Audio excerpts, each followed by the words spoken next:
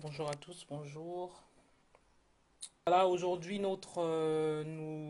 ça va être une émission un peu différente à la première. C'est-à-dire, je vais aborder, je vais parler de la défiscalisation, donc la loi Pinel. Et donc, on en parle beaucoup en ce moment dans les médias, partout, on en parle beaucoup. Donc, je vais aborder ce point, voir les avantages, des inconvénients de la loi Pinel, c'est-à-dire la défiscalisation. Bonsoir, Monsieur Missola. Voir la défiscalisation, est-ce que c'est bon pour un investisseur ou pas? Voir les avantages, les inconvénients, et ben, je donnerai mon point de vue dessus. Et puis voilà, donc je pourrais aussi répondre à vos questions. Donc voilà. Donc bon là je suis pas en région parisienne, je suis quelque part en Bourgogne pour quelque pour une opération immobilière. Donc je parlerai peut-être dans d'autres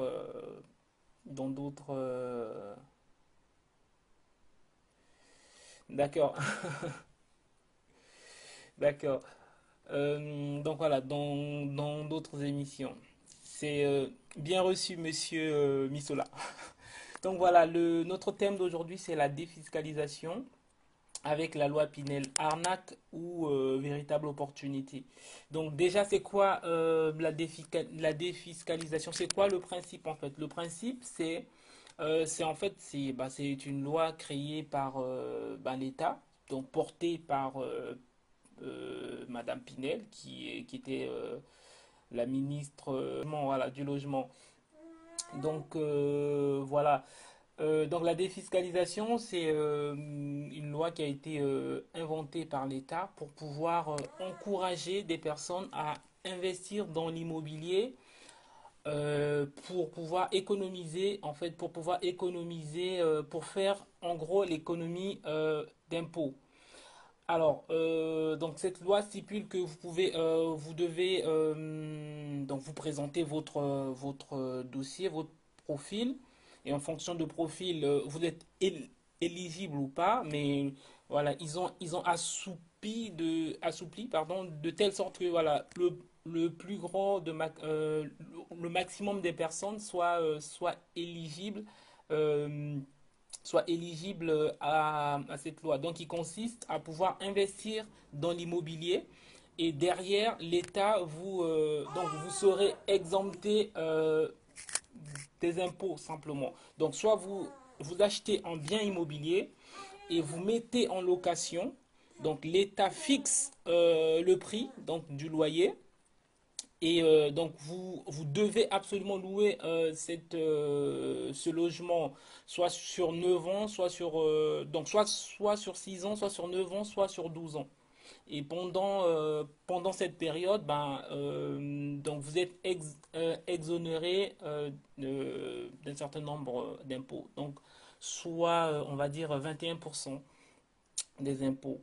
Donc, à qui est destinée cette loi? Alors, pour que ça commence à devenir intéressante pour vous, cette loi, vous devez être sur la tranche des personnes qui payent 6 000 euros d'impôts. Donc, si vous payez 6 000 euros d'impôts, là, ça commence à être avantageux pour vous. Si vous payez moins de 6 000 euros par an, il n'y a pas, il y a pas, il y a pas vraiment, il y a pas vraiment, vraiment d'intérêt. Donc, les avantages que j'ai trouvés, c'est économie d'impôts. Donc, premièrement, vous économisez au niveau d'impôts. Deuxièmement, vous investissez.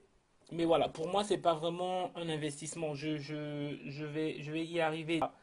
Alors, je vais très vite passer sur la partie les inconvénients étant donc je parle plus aux entrepreneurs, aux investisseurs pardon, des personnes qui veulent investir. C'est-à-dire tu veux te créer des revenus supplémentaires avec l'immobilier.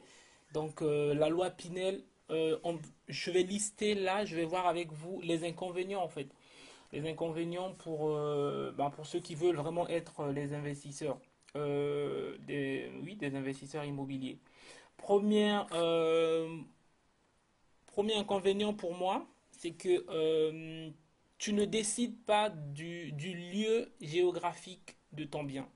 C'est-à-dire, l'État a fixé des zones géographiques, des zones prioritaires en fonction de la demande de cette zone. Donc, si par exemple, la défiscalisation que tu veux faire se trouve à Bordeaux, même si tu habites en région parisienne, euh, il y en a qui ne verront même pas leur bien en fait. Donc tu achètes un bien qui est par exemple à Bordeaux ou dans une autre ville que tu ne maîtrises pas. Donc premier inconvénient que moi je trouve, c'est acheter dans un endroit que tu ne maîtrises pas.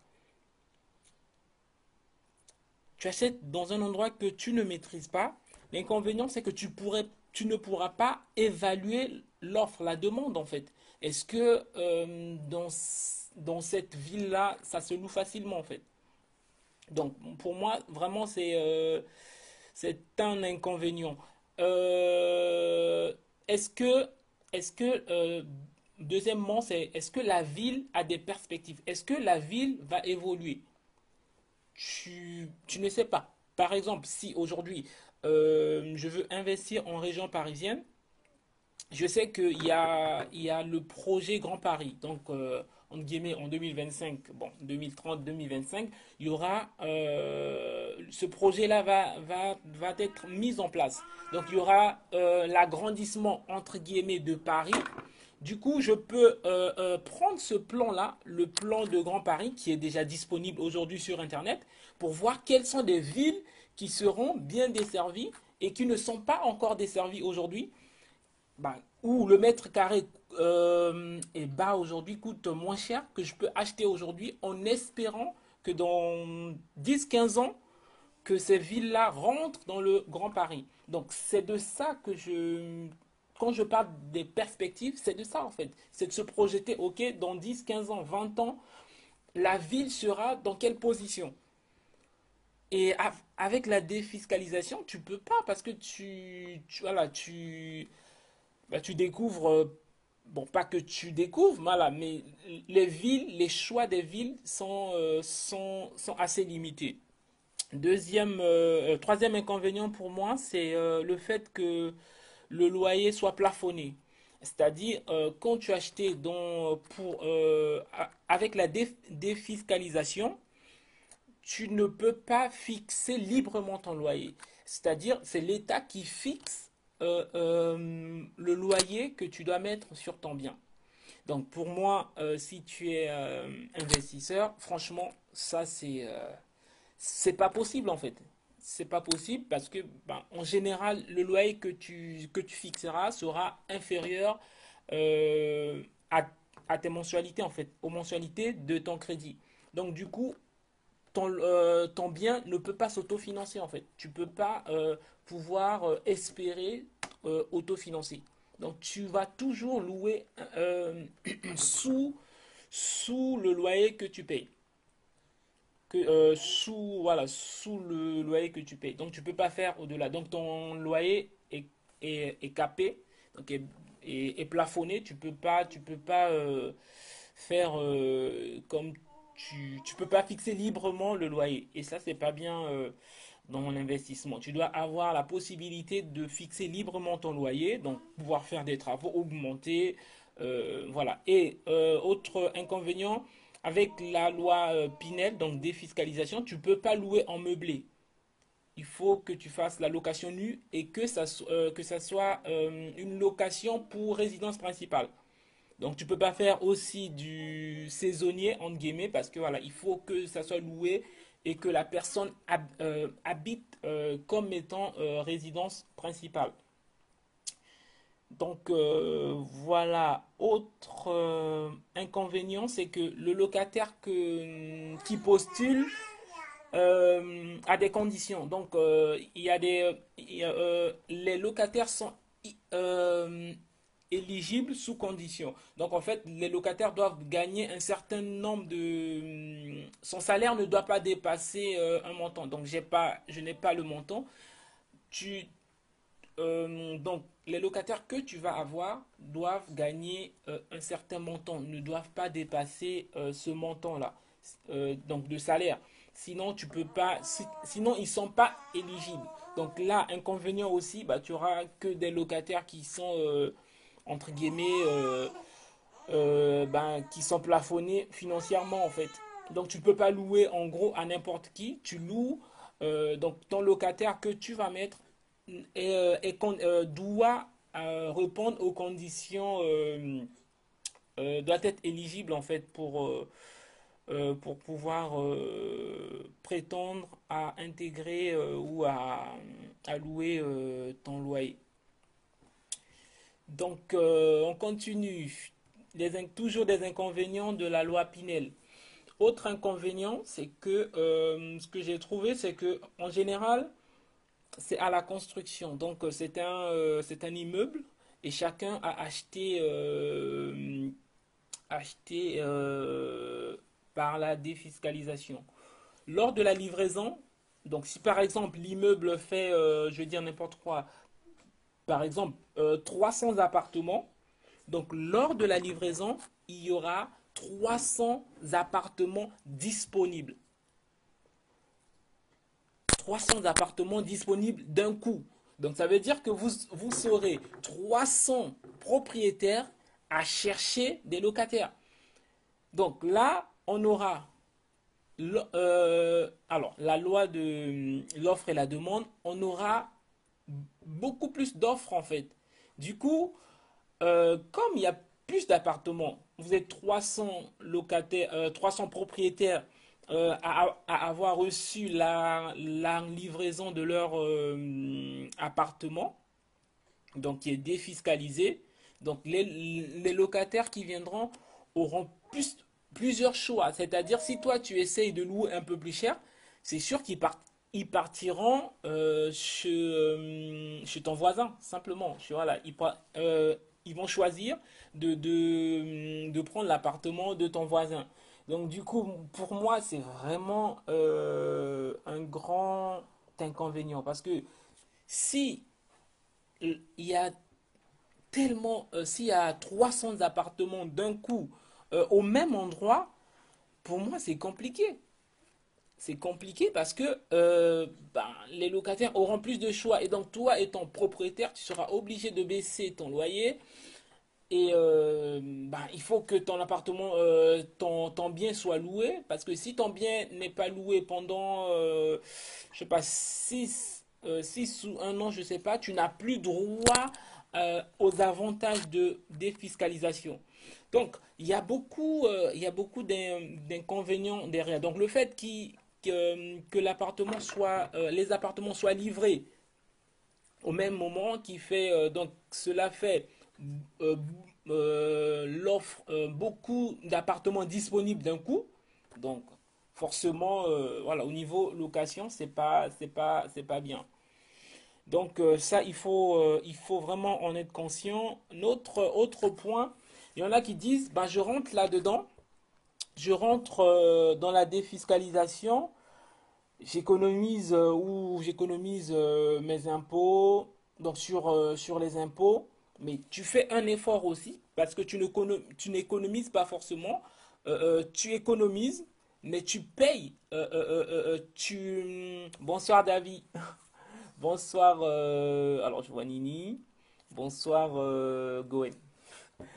Donc tu économises sur les impôts, mais chaque mois tu es obligé de faire un effort pour compenser ton loyer en fait.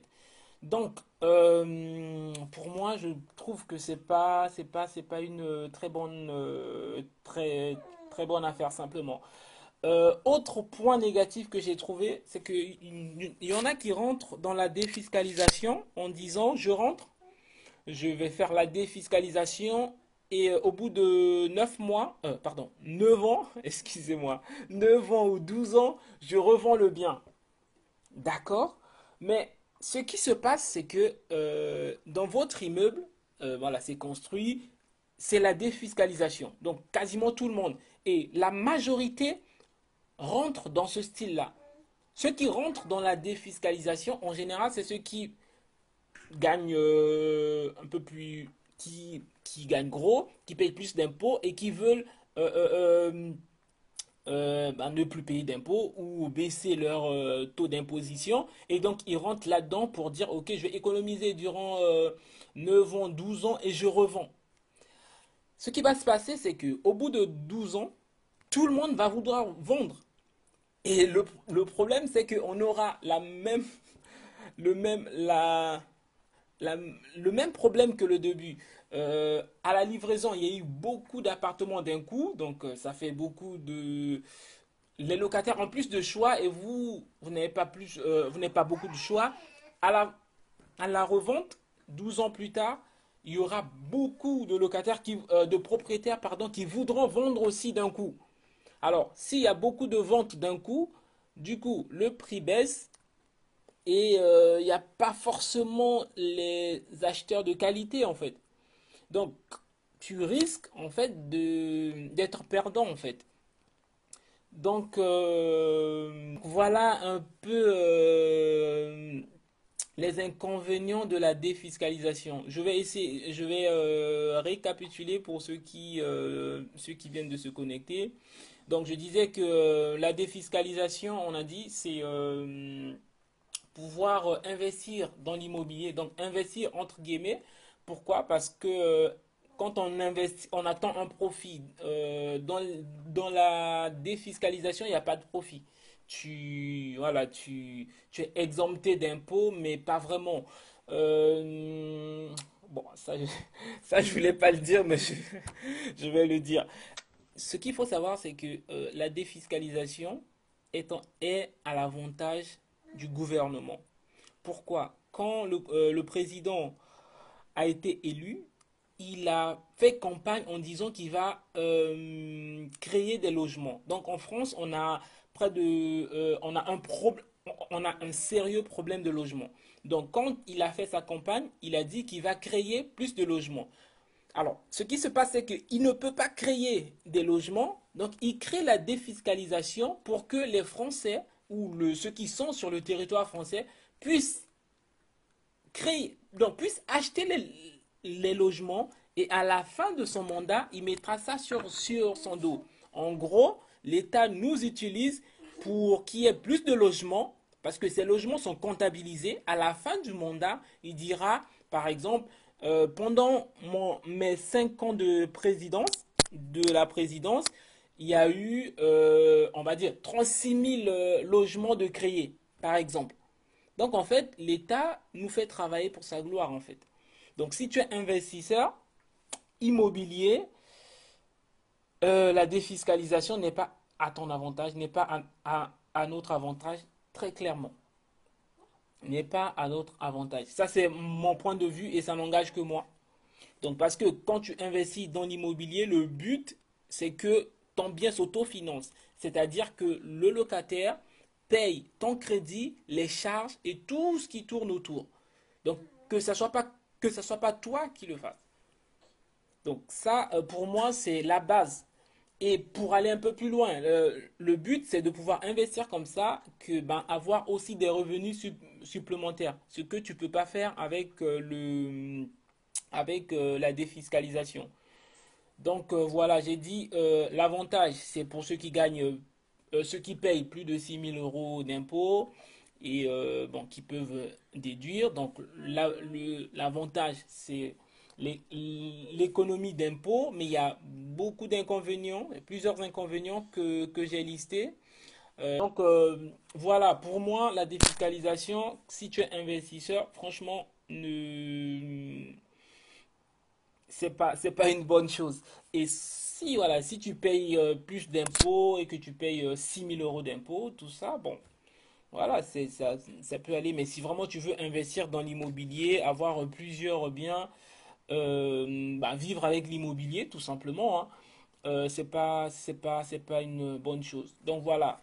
J'en ai fini pour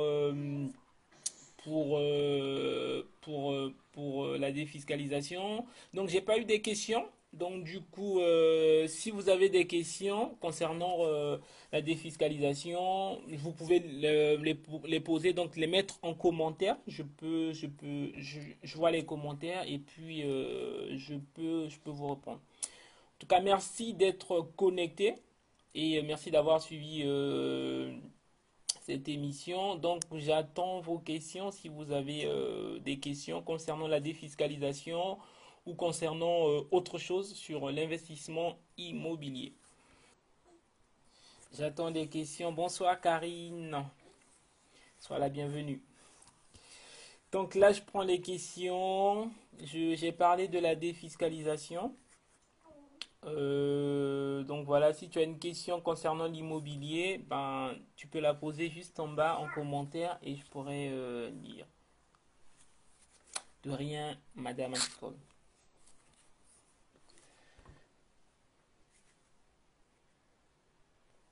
Alors, Pinel Duflo, c'est pareil. En tout cas, c'est pas, ce sont pas des mêmes personnes.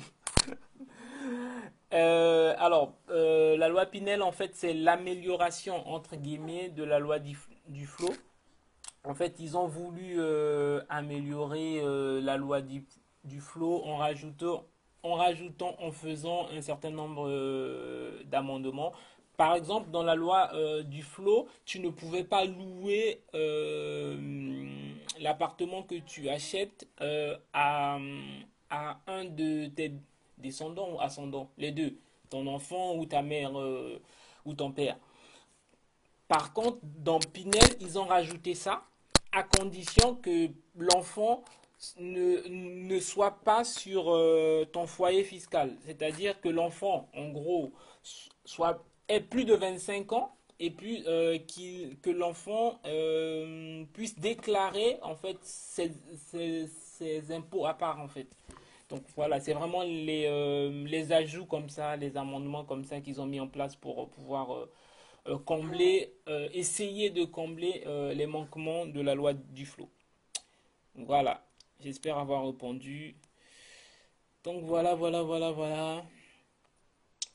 Si vous avez des questions, vous pouvez les poser et puis je vais essayer de répondre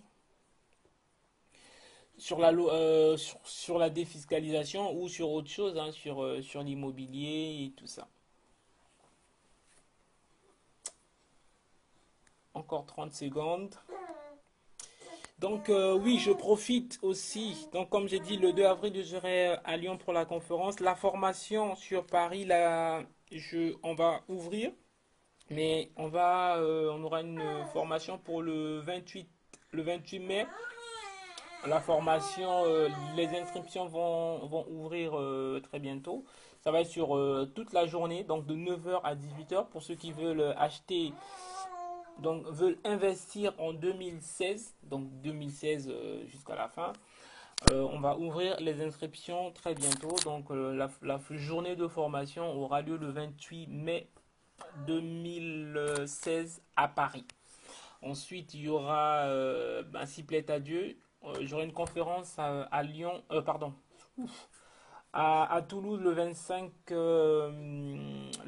juin. Donc voilà les dates disponibles pour le moment.